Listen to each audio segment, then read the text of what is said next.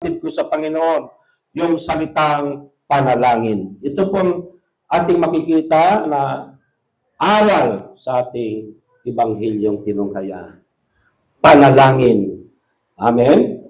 Panalangin ito ang isa sa aral nating makikita na kung saan napakahalaga o malaki ang magagawa sa buhay natin ang panalangin. Katulad ng ating Panginoon, lagi siyang nanalangin. Yung panalangin niya, sa totoo lang, alam ng Panginoon ang kanyang misyon dito sa daigdig na ito na napakahirap bilang tao kasi hinubad niya ang kanyang pagka-Diyos. At siya ay 100% na tao nung nandito siya nang ginampanan niya ang misyon na inutos o inatang ng kanyang amang nasa langit. Kaya, lagi siyang nanalangin. Madaling araw, o ano pa mang oras, doon siya lagi siyang nanalangin sa bundok. Nung umakyat siya ng bundok. So ngayon, sa ating buhay, napakalaga ang panalangin. Dahil ito po ang matibay nating sandata laban sa anumang tukso. Kapag tagtad tayo ng panalangin, bababa ang presensya ng Diyos katulad ng nangyari sa ating Panginoon, bumaba sa kanyang presensya ng Diyos.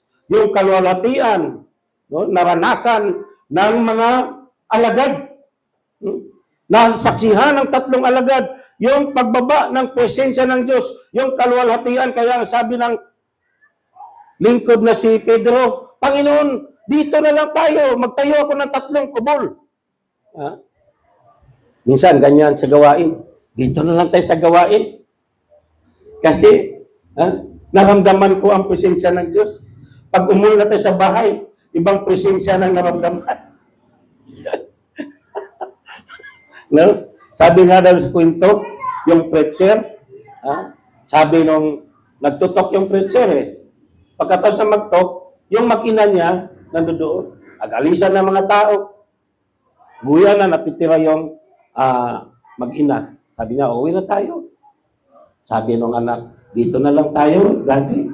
Wala tayong umuwi. Bakit? Mas masarap dito. Kasi, mabait ka pag nandito. Pag sa bahay pala, tigre.